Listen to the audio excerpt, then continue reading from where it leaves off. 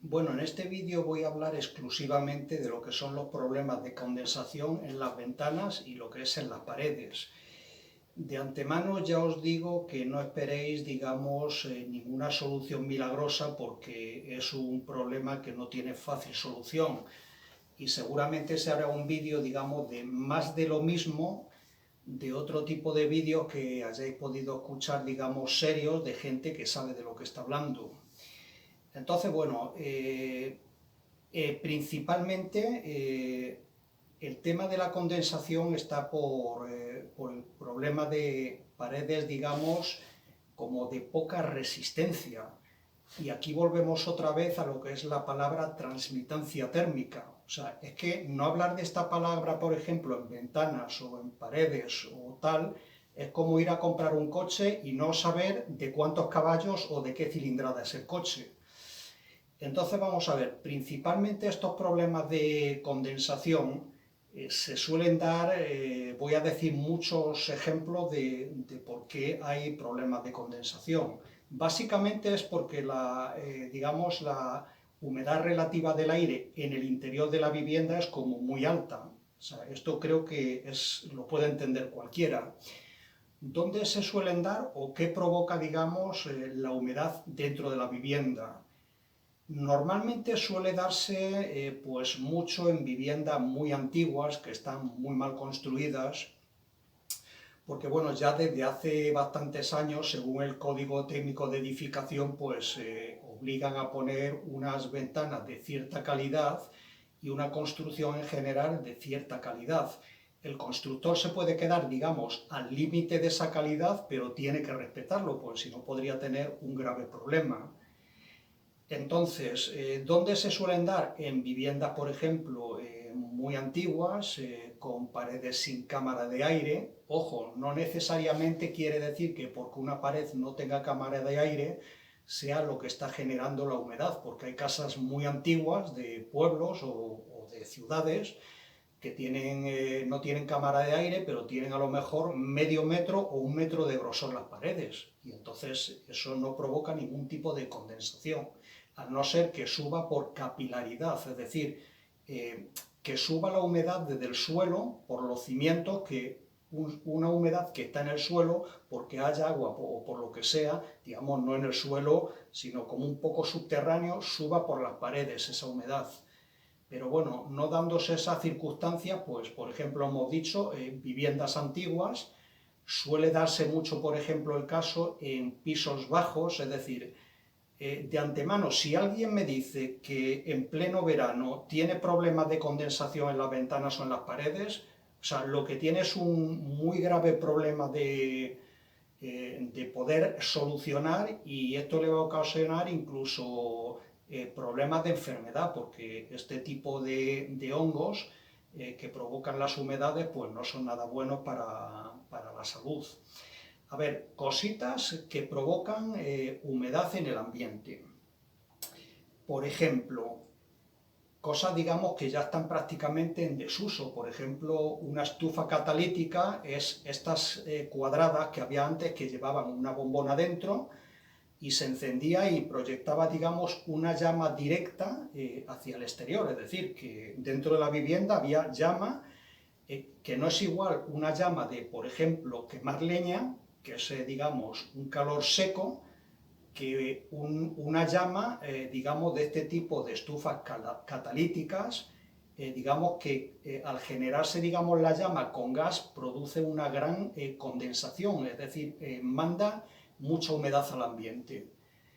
Por ejemplo, aparte de esto, por ejemplo, hasta incluso un piso que esté como muy habitado, es decir, pisos compartidos, que a lo mejor lo están compartiendo dos familias, o habitaciones que vive muchísima gente, viviendas pequeñas, muy ocupadas, hay que tener en cuenta que una persona genera entre 3 y 5 litros de vapor de agua al día. Entonces vamos acumulando. Por ejemplo, también la ducha, cuando nos duchamos se producen muchísimos vapores también. Es decir, no hay más que ver que cuando nos duchamos, nos damos una buena ducha de agua caliente, cómo se queda el espejo, es decir, enseguida se empaña.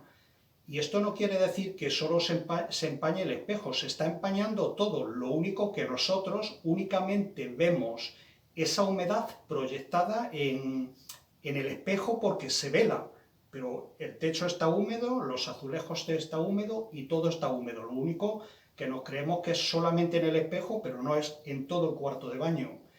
Un cuarto de baño que, por ejemplo, no tenga una ventana para ventilar hacia el exterior y ni siquiera tenga un motor de estos que se ponen dentro de los cuartos de baño, independientemente de que haya ventana o no haya ventana, digamos, para sacar los malos olores y, digamos, los vapores también. Entonces, un cuarto de baño donde se ducha mucha gente, duchas muy prolongadas y demás, estamos generando ahí una cantidad, digamos, de vapor de agua muy grande. Cuando cocinamos, pues todo lo que sea que se esté hirviendo agua, estamos produciendo vapor de agua.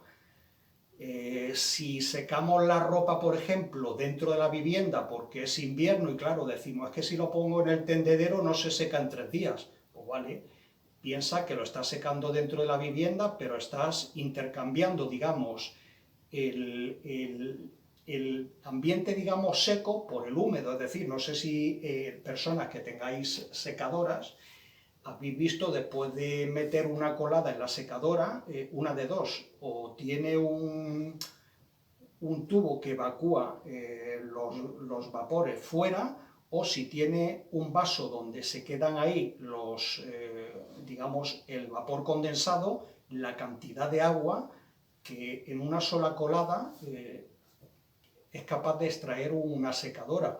Entonces, imaginaros todo este cúmulo de cosas que estoy diciendo, que si se seca la ropa dentro de la vivienda, que si nos duchamos, que si los vapores, si tenemos estufas de este tipo de catalíticas o no catalíticas, es decir, cualquier estufa de gas que proyecte directamente una llama dentro de la vivienda está generando, digamos, humedad. Por ejemplo, cosas que ya prácticamente están en desuso, los calentadores o las calderas no estancas. Estos son los que, el típico calentador antiguo que a lo mejor metías una cerilla, pero vamos, que esto es muy antiguo, pero sigue existiendo.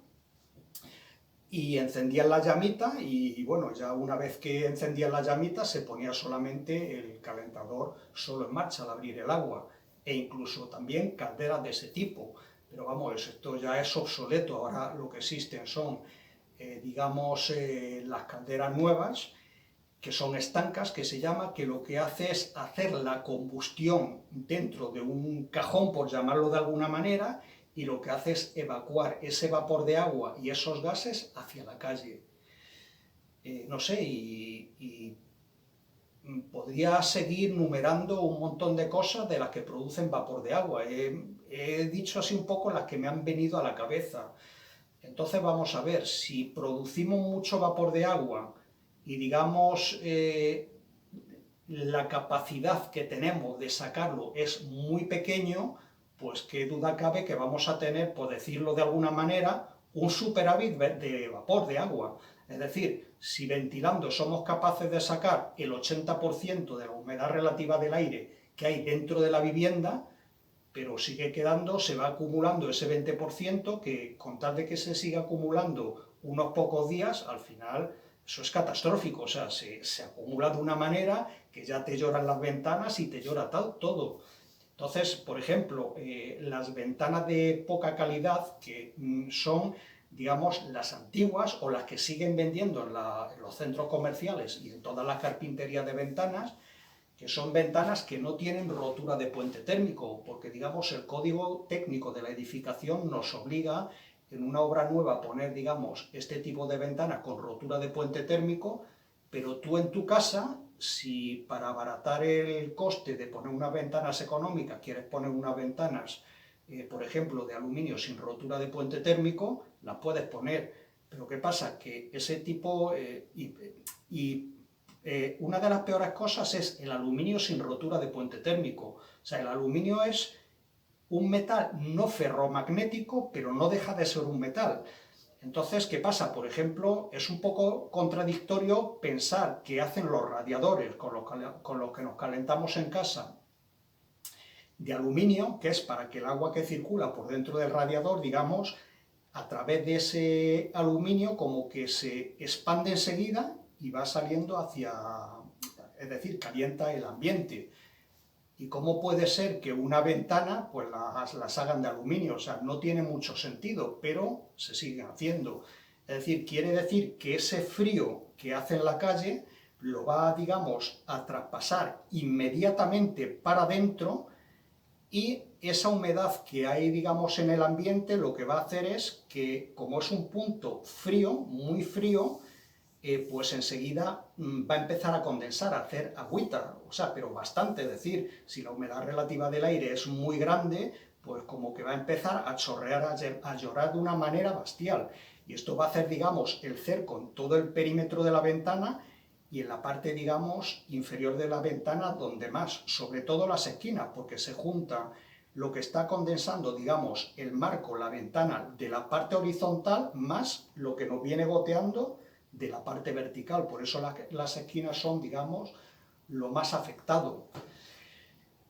Hay unos aparatos que se llaman deshumidificadores. Igual que hay, digamos, humidificadores para darle humedad al ambiente, esto casi nunca se utiliza, pero hay veces que cuando vas con un niño pequeño al médico en pleno verano y tiene problemas de respiración, pues te manda a poner un humidificador para humedecer el ambiente. Pero también hay, digamos, lo mismo, pero al contrario, un deshumidificador, es decir, que lo que hace es extraer la humedad del ambiente.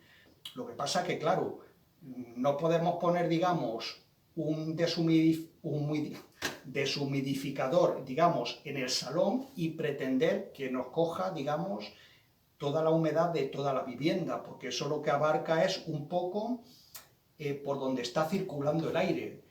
También los aparatos de aire acondicionado, prácticamente todos, tienen una tecla que se llama DRY, lo suele poner en mayúscula, que es un deshumidificador. También lo podemos emplear y sin necesidad de comprar un aparato de estos. Pero siempre que sepáis que eso va a funcionar más o menos solamente en la estancia donde está puesto el split no sé cómo se llama, el aparato que echa el frío y echa el calor dentro de la vivienda. Entonces, ¿qué es lo que podemos hacer para reducir, digamos, condensaciones dentro de la casa? Intentar que, si por lo que sea tenemos una vivienda porque vivimos en una zona cercana al mar donde la humedad relativa del aire es muy grande, por problemas de construcción, por diversos motivos, es intentar arrojar la menor cantidad de humedad al aire, es decir, intentar ducharnos más rápidamente. Si estamos cocinando, poner la campana extractora para que saque los vapores a la calle, intentar no secar la ropa dentro de la vivienda y todo este tipo de cosas que he estado diciendo para reducir, digamos, un poco la creación del vapor de agua y de esa manera minimizar un poco el impacto de humedad sobre las paredes y las ventanas. Suelen manifestarse estas manchas, estos hongos, sobre todo en las esquinas de las casas, tanto en la parte del suelo como en la del techo, y también por las partes traseras de los armarios donde le cuesta circular el aire. Esto también viene a ser, sobre todo, esas partes de las esquinas porque, digamos, el hormigón es una parte fría de la vivienda, es decir, transmite mucho frío y es otro sitio donde cuando la humedad que hay en el ambiente dentro de la casa pues toca esas partes, pues empieza a condensar ahí en las esquinitas. Pues así a grosso modo no se me ocurre muchísimo más, no sé si se me habrá pasado algo muy importante, pero lo que he querido es, digamos, que sepáis un poco el concepto y el por qué se crea la condensación y qué podemos hacer un poco para minimizar ese impacto, digamos, de condensación sobre las paredes y ventanas. Venga, este pequeño vídeo por hoy.